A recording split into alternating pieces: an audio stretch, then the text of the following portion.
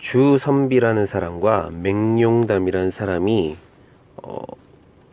경성에 있다가 절구경을 하게 됐습니다. 그러니까 이들을 둘이서 친구인데 근처 절을 그냥 산책 삼아서 갔던 것입니다. 근데 그 절에는 뭐 사람도 없고 그냥 노승 한 분이 계셨습니다.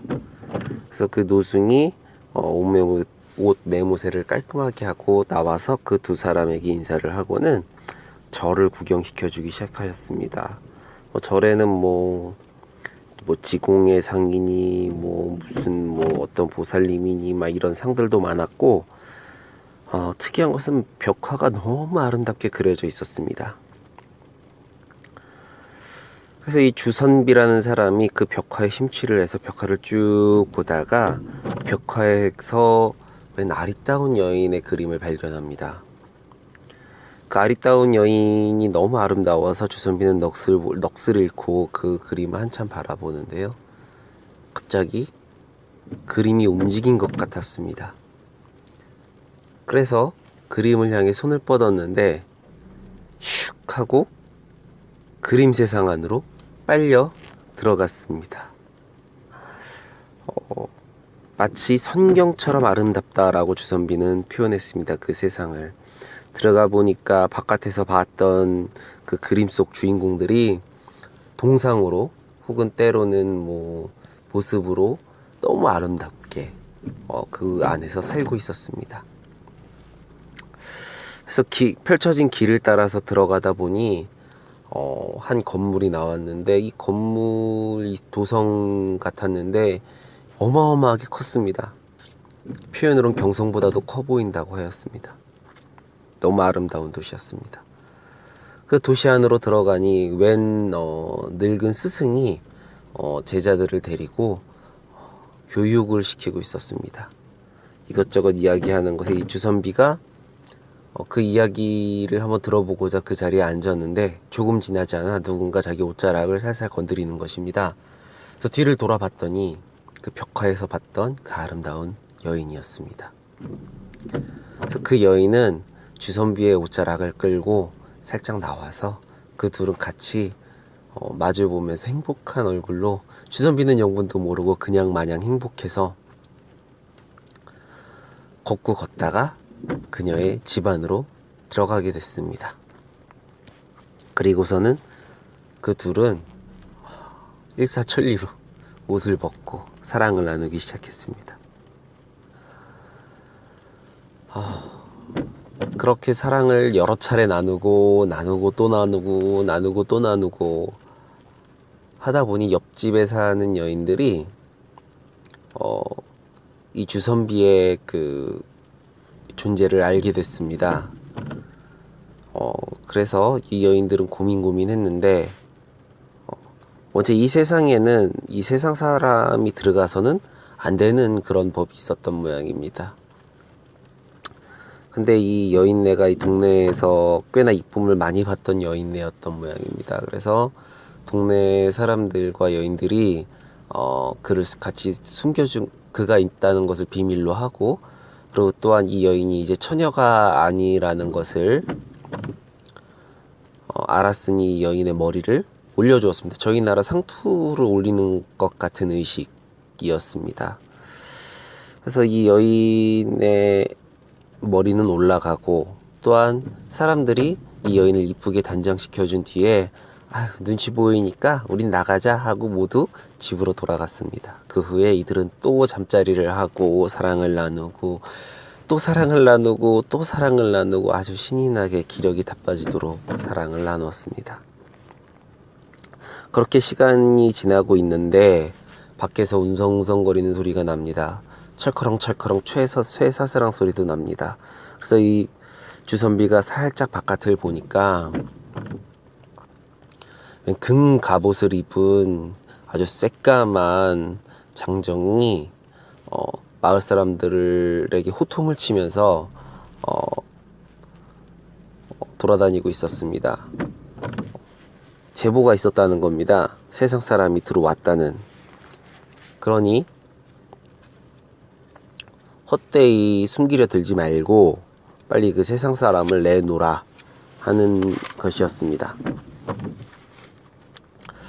그래서 이 여인은 주선비를 침대 밑에 숨기고는 본인은 작은 창문으로 날아가 도망가 버렸습니다. 그리고 밖에서는 한참 난리입니다. 막 이 사람의 폭력적인 그 태도에 많은 사람들이 불편해하고 있었고 많은 사람들이 겁먹고 있었습니다. 근데 그 차례 한 차례 계속해서 폭력적인 장면이 지나가고 이 사람은 계속해서 사람을 찾습니다. 주선비는 침대 밑에 숨어 있었는데요. 드디어 주선비가 있는 집까지 들어오게 됩니다. 그리고선 집을 뒤져보는데 좀 다행인 것은 주선비가 있던 침대 밑은 들여다보지를 않았습니다. 그러면서 집안을 계속 뒤지고 있었습니다. 그때 그림 바깥에 있던 맹시성을 가진 친구가 스님에게 물어봅니다. 주선비가 안 보입니다. 하니 스님이 말을 하기를 주선비님께서는 지금 그림 속에 있으십니다. 보십시오. 저 작은 집 안에 주선비님이 침대 밑에 숨어 있습니다.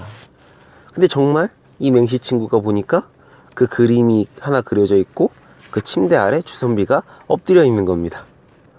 이게 어떻게 된 거냐고 굉장히 신비로워하고 있는 때쯤에 이 노승이 말을 합니다. 주선비님, 이제 나와 보십시오. 함께 오신 분이 오래 기다리셨습니다.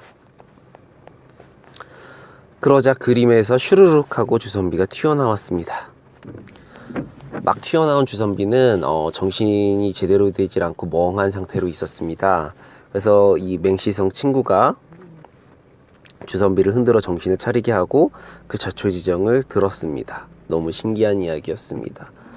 그리고서는 주선비가 그 벽화를 다시 돌아보았을 때 그 미인의 그 소녀 여인의 자기와 사랑을 나눴던 여인의 그림이 있었는데 아까와는 다르게 머리가 올려져 있었습니다. 해서 주선비는 이게 어찌된 영문인가, 저 여인은 머리가 올려져 있지 않았었는데 저렇게 머리가 올려져 있구나 라고 이야기를 하며 스님에게 물어봅니다. 원래 그림이 저렇게 그려져 있었느냐. 그러니까 스님이 말을 하기를 모든 환상은 마음속에서 일어나는 것, 전들 어찌 말로 설명할 수 있겠습니까? 라고 이야기했습니다. 그리고는 이 두 사람은 집으로 돌아갔습니다. 자, 여기서 저자가 요제지를 작성했던 저자가 좀 강조한 말은 이 마지막에 스님의 말이었습니다. 모든 형상은 마음에서 생겨납니다. 마음이 움직이지 않으면 환상 또한 일어날 수 없습니다. 미혹이라는 것도 마음의 마귀를 없애지 못한 데서 생깁니다. 미혹에 빠지면 빠질수록 참다운 자기와는 멀어지는 것입니다. 우리는 똑같은 행동을 해도 마음속에 여러 가지 생각을 하고 행동할 수 있습니다. 약간 이런 예가 있어요. 결혼기념일이 된 남자가 두 명이 있습니다. 한 남자는 결혼기념일이라는 것 자체를 생각지도 못하고 있다가 퇴근 직전에 결혼기념일이라는 걸 알았습니다. 너 매우 짜증이 났습니다.